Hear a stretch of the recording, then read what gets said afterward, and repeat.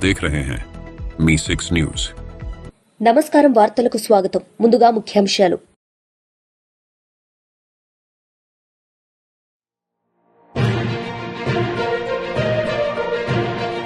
రాజంపేట నియోజకవర్గం బోయినపల్లిలో పేదల సేవల కార్యక్రమంలో పాల్గొన్న ముఖ్యమంత్రి నారా చంద్రబాబు నాయుడు ప్రజలకు భరోసా।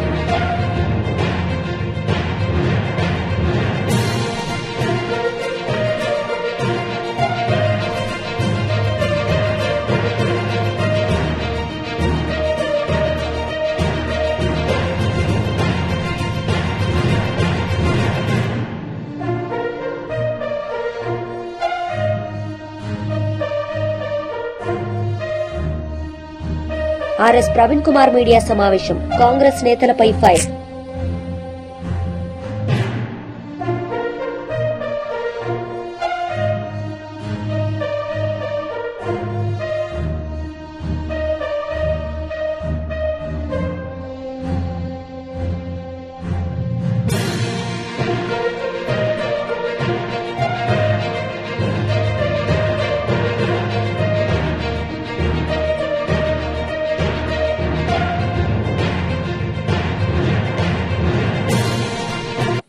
రాజంపేట నియోజకవర్గం బోయిన్పల్లిలో పేదల సేవలో కార్యక్రమంలో పాల్గొన్న ముఖ్యమంత్రి నారా చంద్రబాబు నాయుడు ఈ సందర్భంగా పలు అంశాలపై ఆయన మాట్లాడారు।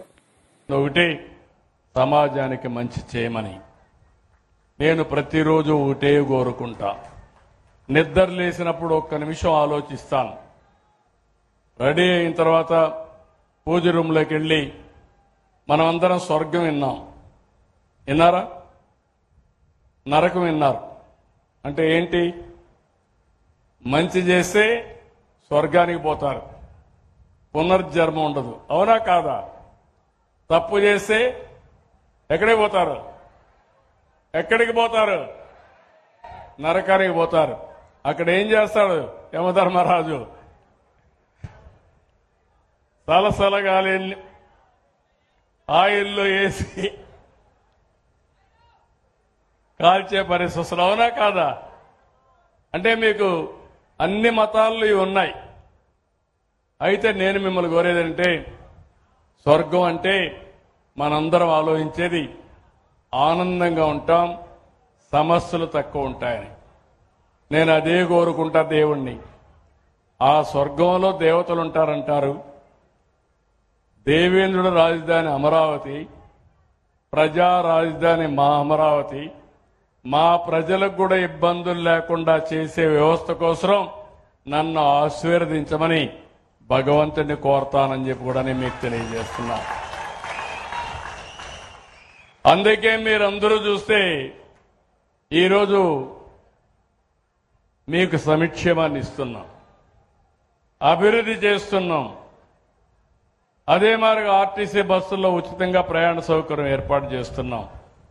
ఇది కాకుండా మీరు ఒకసారి చూస్తే కొత్తగా మీరు ఏ ఆఫీసుకు పోయే పని లేకుండా 700 సర్వీసులు ఆన్లైన్లో పెట్టి వాట్సాప్ గవర్నెన్స్ లో మీకు ఇస్తున్నా। అంటే ₹1 అవినీతి లేకుండా, ఎవరి దయాదాక్షిణాలు లేకుండా నేరుగా అన్ని పనులు చేయాలని టెక్నాలజీ కూడా ఉపయోగించి తద్వారా ఈరోజు పింఛన్ ఇచ్చాం। సాయంత్రానికి నాకు ఒక ఇన్ఫర్మేషన్ వస్తుంది, ఎక్కడ ఏ సమయంలో ఏ స్పాట్ లో పింఛన్ ఇచ్చారో టెక్నాలజీ ద్వారా వస్తుంది। మళ్లీ నేను IVRS పంపిస్తున్నా, మీ పట్ల మా అధికారి దురుసుగా మాట్లాడా, సక్రమంగా ఇచ్చారా, మిమ్మల్ని గౌరవంగా చూశారని అడుగుతున్నాం। అవినీతి ఏమన్నా పాల్పడ్డారని కూడా తెప్పిస్తున్నా। నా ఆలోచన ఒకటే, ఈ రాష్ట్రంలో ఏ ఒక్కరికి ఇబ్బంది లేకుండా, ఏ ఒక్కరు ₹1 అవినీతి ఇవ్వకుండా మీరు గౌరవంగా బ్రతికే వ్యవస్థని నేను ఏర్పాటు చేస్తానని మరొక్కసారి మీ అందరికీ హామీ ఇస్తున్నా। అదే నా ఆలోచన। నా ఆలోచన ఒకటి, అందరికీ ఆదాయం పెరగాలి, ఆరోగ్యం బాగుండాలి, ఆనందంగా ఉండాలి। హెల్తీ హ్యాపీ సొసైటీ కోసం నేను ప్రయత్నం చేస్తున్నా। ఇది అసాధ్యమేం కాదు, సాధ్యం। కొద్దిగా మీరు డైరెక్షన్ మారితే, కొంచెంగానే మీరు ఆలోచిస్తే ఇవన్నీ సాధించుకునే అవకాశాలు వచ్చాయి. దానికి రేపు రాబోయే రోజుల్లో సంజీవని అనే ఒక ప్రాజెక్టును తీసుకొస్తున్నా. రామాయణంలో మీరు ఉంటారు, లక్ష్మణుడు మూర్చబోతాడు, కాపాడుకోవాలి. ఎట్లా కాపాడుకుంటామంటే సంజీవని మొక్క తెస్తే ఆ మొక్క ఒకటే కాపాడుతుందని చెప్తారు. అప్పుడు సంజీవని మొక్క తేవాలంటే హనుమంతుడికి తెలియదు సంజీవని మొక్క, నేను తెస్తానని వెళ్ళాడు, మొక్క తెలియదు. అప్పుడు ఏం తెచ్చాడు? పర్వతాన్ని తీసుకొచ్చాడు. ఆ పర్వతాన్ని తీసుకొస్తే అందులో సంజీవని మొక్క తీసుకొని ఆ ఔషధ మొక్కతో లక్ష్మణుడి ప్రాణం కాపాడుకుంటారు. నేను కూడా రాబోయే రోజుల్లో 2 ఏళ్లలో ఒక పెద్ద ప్రాజెక్ట్ ని బిల్ గేట్స్ గాని టీసీఎస్ అందరితో కలిసి తీసుకొస్తున్నాం. అందులో ఆ ప్రాజెక్ట్ వస్తే పేదవాళ్ళ ఆరోగ్యం, అందరి ఆరోగ్యం కాపాడే విధంగా శ్రీకారం చుడుతున్నాం. ప్రపంచంలో ఉండే నాలెడ్జ్ అంతా తీసుకొచ్చి పేదవాడి ఆరోగ్యాన్ని కాపాడడానికి ఏ మందు అవసరమో ఆ మందే ఇచ్చి మిమ్మల్ని కాపాడుకునే బాధ్యత తీసుకుంటామని కూడా తెలియజేస్తున్నా. మీలో కూడా ఆలోచన విధానం మారాలి. మన పెద్దవాళ్ళు తిండి లేనప్పుడు రాగులు తినేవాళ్ళు. మన నాయకుడు ఎన్టీ రామారావు గారు వచ్చిన తర్వాత అందరికీ రైస్ ఇప్పించాడు. 2 రూపాయల కేజీ బియ్యం పెట్టి మనం రైస్ తినడం మొదలు పెట్టాం. BRS leader RS Praveen Kumar media సమావేశం నిర్వహించారు. ఈ సందర్భంగా పలు అంశాలపై ఆయన మాట్లాడారు. 83 క్రిమినల్ కేసులున్న ఒక ముఖ్యమంత్రి, దేశంలోనే ఏ ముఖ్యమంత్రి మీద లేనన్ని క్రిమినల్ కేసులున్న వ్యక్తి, పట్టపగలే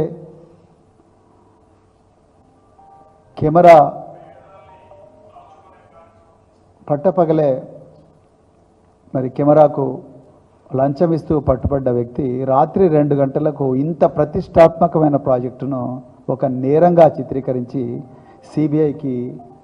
సిబిఐకి మరి ఇవ్వడం జరిగింది. దీన్ని భారత రాష్ట్ర సమితి పూర్తిగా ఖండిస్తున్నది. ఈరోజు తెలంగాణ ప్రజలకు కొన్ని వాస్తవాలు, కనిపించని కుట్రలు వాళ్ళకు చెప్పాల్సిన బాధ్యత భారత రాష్ట్ర సమితి మీద ఉందని చెప్పేసి మేమందరం కూడా భావిస్తున్నాం. ఇది యాదృచ్ఛికంగా జరిగిన సంఘటన కాదు. దీన్ని ఒక బనకచెర్లను చూసినట్టుగానో, లేకపోతే ఒక ఎన్డీఎస్ఏ రిపోర్ట్నో, లేకపోతే ఒక పీసీ ఘోష్ కమిషన్ రిపోర్ట్నో విడివిడిగా చూస్తే ఈ కుట్ర అంత ఈజీగా అర్థం కాదు.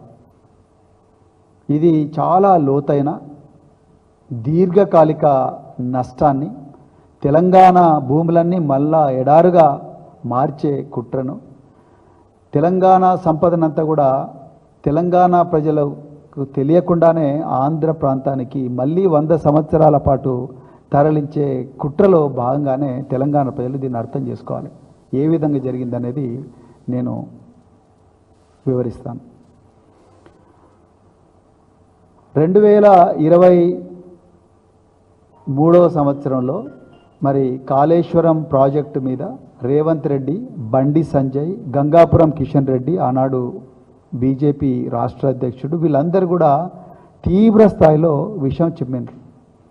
94,000 కోట్ల విలువైన ప్రాజెక్ట్ అయితే దీన్ని 1,00,000 కోట్ల కుంభకోణంగా చిత్రీకరించి అవసరం అనుకుంటే దాన్ని ఖతం చేయాలని చెప్పేసి ఆనాడు పబ్లిక్గా వీళ్ళు మీటింగులు పెట్టిండ్రు, పబ్లిక్గా చెప్పిండ్రు. కాళేశ్వరం ప్రాజెక్టు నిర్మాణం జరుగుతున్న సమయంలోనే ఆంధ్రప్రదేశ్లో ఇప్పుడు ముఖ్యమంత్రిగా ఉన్న నారా చంద్రబాబు నాయుడు గారు ఈ ప్రాజెక్టు వద్దు అని చెప్పి దాన్ని వ్యతిరేకించిన వ్యక్తి ఈరోజు ఆంధ్రప్రదేశ్లో మరి ముఖ్యమంత్రిగా ఉన్నాడు. 2023లో అక్టోబర్ 21 నాడు కాళేశ్వరం ప్రాజెక్టులో మేడిగడ్డ బ్యారేజ్లో బ్లాక్ నెంబర్ 7లో సాయంత్రం 6:30 పెద్ద పేలుళ్ల శబ్దం వినిపించింది. దీని వెనక ఎవరో అగంతకులు ఉన్నారు అని ఆనాడు అసిస్టెంట్ ఎగ్జిక్యూటివ్ ఇంజనీర్ రవికాంత్ గారు పోలీస్ స్టేషన్లో కంప్లైంట్ ఇచ్చిండ్రు. ఇది నేను ఇదే వేదికగా ఇంతకు ముందు కూడా నేను చెప్పిన. 500 సంవత్సరాల్లో ఎప్పుడు లేనంత వరదను తట్టుకున్న ఈ గొప్ప బ్యారేజీలు అక్టోబర్ 21, 2023 నాడు సాయంత్రం 6:30 గంటలకు కేవలం 25,000 క్యూసెక్ల ప్రవాహం ఉన్నప్పుడు ఒక్కటే పిల్లరు, బహుశా 15 కోట్లు 16 కోట్ల విలువ చేసే ఒక్క పిల్లరు పేలులు చేస్తూ కుంగిపోయింది. దాని తర్వాత అక్టోబర్ 22 నాడు మహదేవ్పూర్ పోలీస్ స్టేషన్లో ఇదే రవికాంత్ అనే ఇంజనీరు ఒక కంప్లైంట్ ఇస్తాడు. అది జరిగిన వెంటనే గంగాపురం కిషన్ రెడ్డి సెంట్రల్ వాటర్ కమిషన్కు ఒక లెటర్ రాస్తాడు. ఇది ఘోర విపత్తు, స్వతంత్ర భారతదేశంలో ఇప్పుడు జరగలేదు.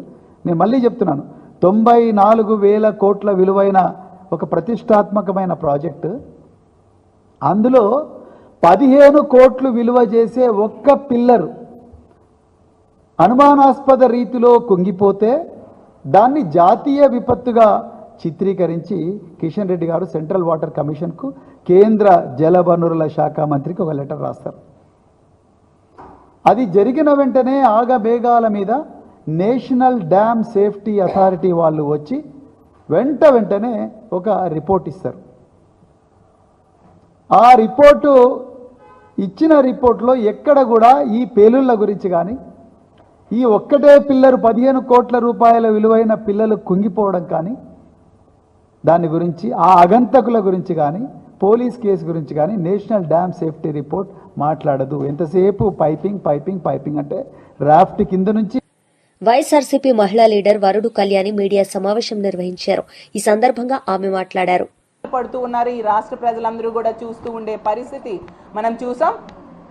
అలాగే 3 గ్యాస్ సిలిండర్స్, ఉచిత గ్యాస్ సిలిండర్స్ అని చెప్పారు. మొదటి ఏడాది తీసుకుంటే ఒక్కటి మాత్రమే ఇవ్వడం జరిగింది. మరి సూపర్ 6 సూపర్ హిట్ ఎలా అవుతుంది అని అడుగుతూ ఉన్నాను.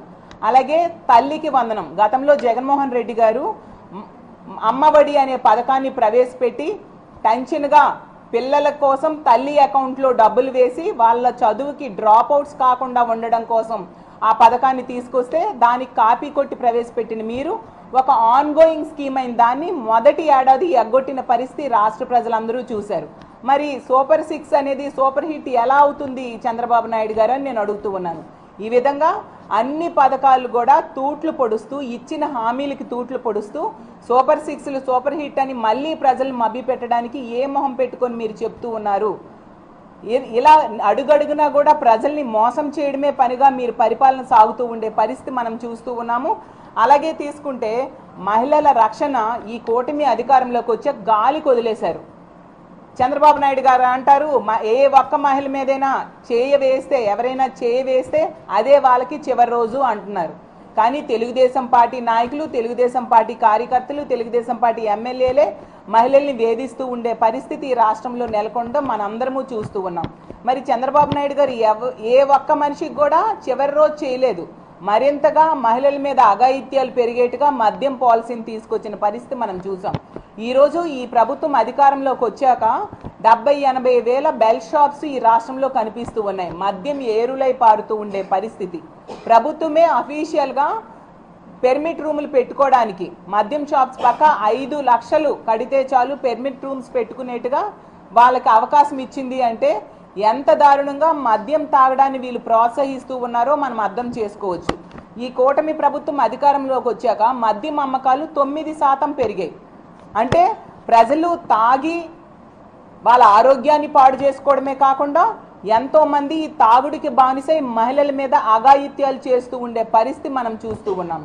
అలాగే గంజాయి 100 రోజుల్లో రూపుమాపుతామనేసి హోమ్ మినిస్టర్ గారు అలాగే లోకేష్ గారు మొదట్లో చెప్పడం జరిగింది, డబ్బేసుకొని చెప్పారు.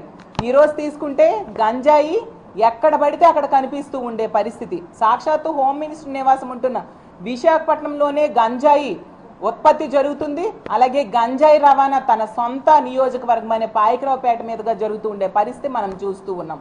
ఈరోజు గంజాయి విచ్చలవిడిగా దొరకడమే కాకుండా డ్రగ్స్ గతంలో ఎన్నడూ లేనట్టుగా ఈ కూటమి ప్రభుత్వం అధికారంలోకి వచ్చాక డ్రగ్స్ అనేవి డోర్ డెలివరీ చేస్తూ ఉండే పరిస్థితి. సాక్షాత్తు ముఖ్యమంత్రిగా ఉన్న చంద్రబాబు నాయుడు గారు నివాసం ఉంటున్న గుంటూరు జిల్లాలోనే డ్రగ్స్ దొరుకుతూ ఉండే పరిస్థితి. రాష్ట్రం మొత్తం మీద ఎక్కడ పడితే అక్కడ డ్రగ్స్.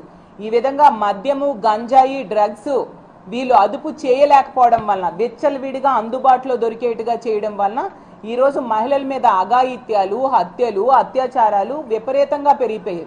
రోజుకి 70-80 కేసులు మహిళల మీద అఘాయిత్యాలు నమోదవుతూ ఉన్నాయంటే ఈరోజు మహిళల రక్షణ ఎంత ఘోరంగా ఉంది, ఎంత గాలిలో దీపాల్లో మహిళల ప్రాణాలు ఉన్నాయో అర్థం చేసుకోవచ్చు. మహిళల్ని మభ్యపెట్టి ఓట్లు వేయించుకున్న ఈ కూటమి వాళ్ళు ఈరోజు అధికారంలోకి వచ్చాక మహిళల రక్షణ గాలి కొదిలేశారు, మహిళలకు ఇచ్చిన హామీలు గాలి కొదిలేసిన పరిస్థితి మనం చూసాం. బీజేపీ ఎంపీ లక్ష్మణ్ మీడియా సమావేశం నిర్వహించారు. ఈ సందర్భంగా ఆయన మాట్లాడారు. ప్రభుత్వం యొక్క పెద్దలకు గాని రేవంత్ రెడ్డి గారు ఏమాత్రం కూడా మీకు చిత్తశుద్ధి ఉన్నట్టయితే తెలంగాణ సంపదను దోచుకున్న వాళ్లకు శిక్ష పడాలంటే ప్రభుత్వం అన్ని ఆధారాలతో సహా సిబిఐ ముందుకు రావాల్సిన అవసరం ఉంది. సిబిఐ మీద నెపం నెట్టేసి తప్పించుకునే ప్రయత్నం చేస్తే తెలంగాణ ప్రజలు ఆగ్రహానికి, ఆవేశానికి మీరు బీఆర్ఎస్ కు పట్టినటువంటి గతే కాంగ్రెస్ కు రేవంత్ రెడ్డికి పడుతుందని చెప్పి నేను హెచ్చరిస్తున్నాను. మీరు ఏ ఆధారాలు అయితే ఆ రోజు అన్ని ఉన్నాయని చెప్పినట్టు మీరు ఇప్పుడు అధికారంలో ఉన్నారు, ప్రభుత్వం మీ చేతుల్లో ఉన్నది, అన్ని ఆధారాలన్నీ కూడా సిబిఐ సంస్థకు మీరు మరి అప్పజెప్పాల్సిన బాధ్యత ఉందని చెప్పి, ఎందుకంటే 38,000 కోట్ల ప్రాజెక్టును మరి ప్రాణాయిత చేయలేని కాదని కాళేశ్వరం పేరు మీద ప్రజలు ఏ రకంగా మోసం చేశారో ఇప్పటికైనా మీరు, ఎందుకంటే అనేక విషయాలు ఆ రోజు ఎన్డీఎస్ఏ కానివ్వండి, కేంద్రం యొక్క సంస్థ చాలా స్పష్టంగా వారు ఆ యొక్క ప్రాజెక్టు విషయంలో సాంకేతికంగా జరిగిన తప్పిదాలను, అవినీతి ఏ రకంగా జరిగిందో అవన్నీ కూడా స్పష్టమైన నివేదిక ఇచ్చాయి. విజిలెన్స్ కానీ, కాగ్ కానీ అన్ని సంస్థలు కూడా ప్రభుత్వం దృష్టికి తీసుకొచ్చినప్పటికీ కూడా ఈ ప్రభుత్వం సిబిఐకు సంస్థకు దర్యాప్తుకి ఇవ్వకుండా ఏ రకంగా చోద్యం చూశారు. 22 మాసాల సమయం ఎందుకు పట్టిందో ఇవాళ ప్రజలు కూడా అనేకమైన అనుమానాలు వ్యక్తమవుతున్నాయి. కాబట్టి అనుమానాలు పటాపంచలు చేయాలంటే ఇది పూర్తి బాధ్యత ముఖ్యమంత్రి రేవంత్ రెడ్డి గారిది, ఈ ప్రభుత్వాన్ని.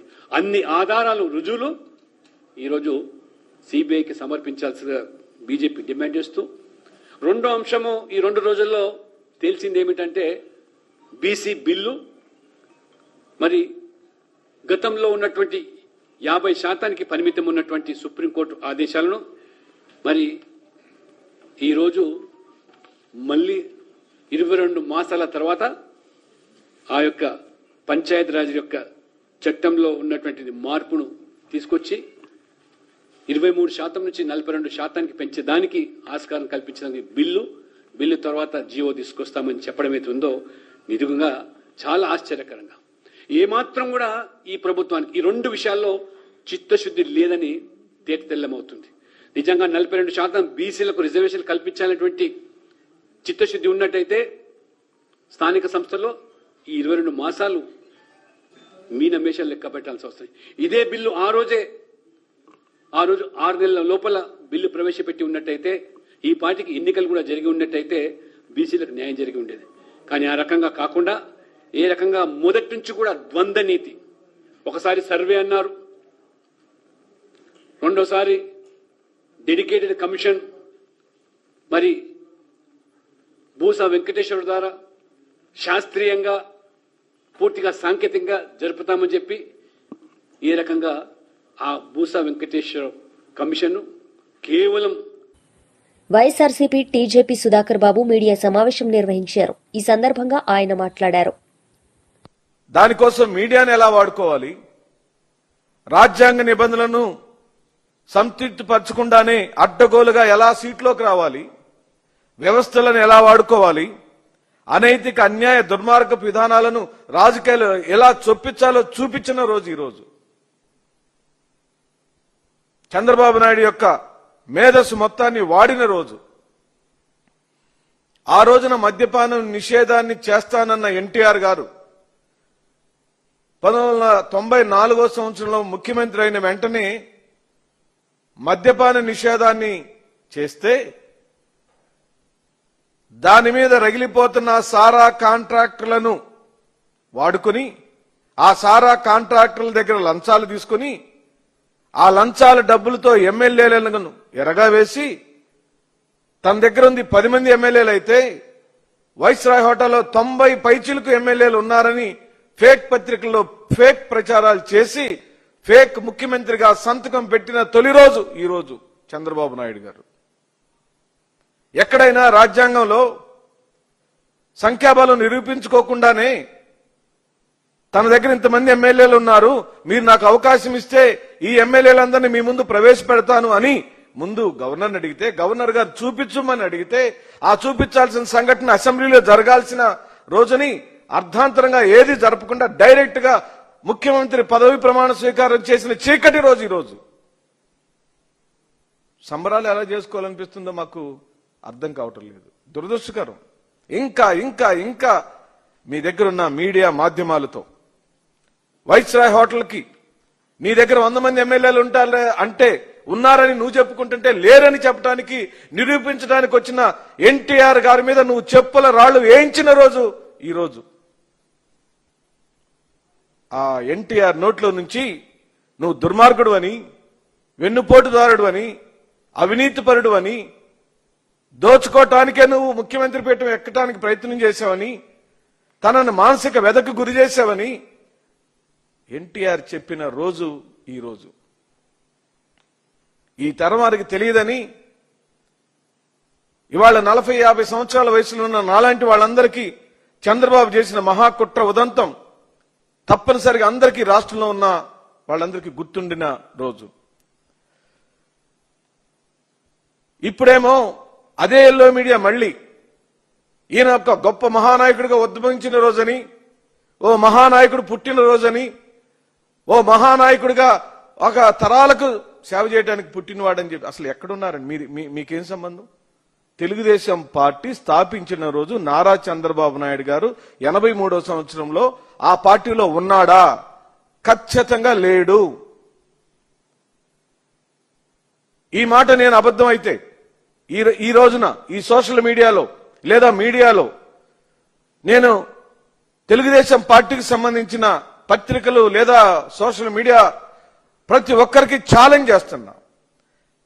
83లో ఎన్టీఆర్ పార్టీ పెట్టినప్పుడు తెలుగుదేశం పార్టీ స్థాపించిన రోజు నారా చంద్రబాబు నాయుడు కాంగ్రెస్ పార్టీలో ఉన్న మాట నిజమా కాదా?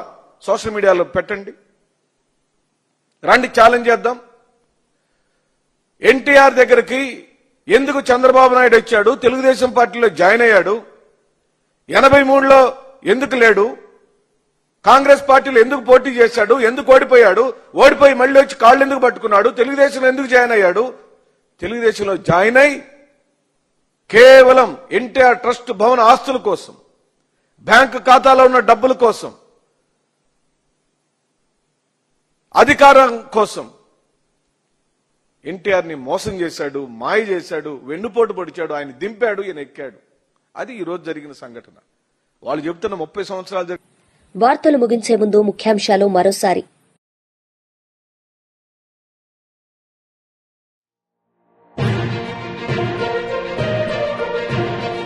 రాజంపేట నియోజకవర్గం బోయినపల్లిలో పేదల సేవల కార్యక్రమంలో పాల్గొన్న ముఖ్యమంత్రి నారా చంద్రబాబు నాయుడు ప్రజలకు భరోసా.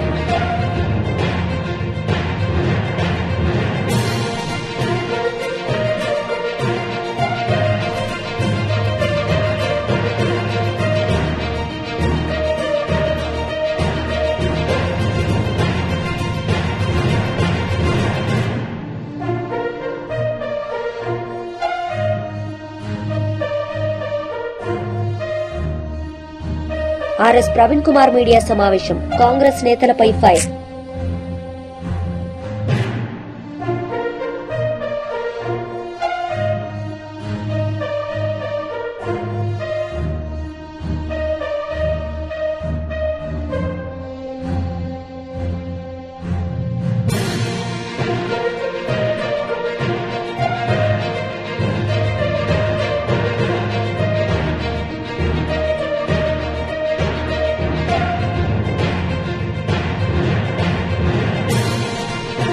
ఈ వార్తలు ఇంతటితో సమాప్తం. తిరిగి ప్రసారమయ్యే వార్తల్లో మళ్లీ కలుద్దాం. అంతవరకు సెలవు. నమస్తే.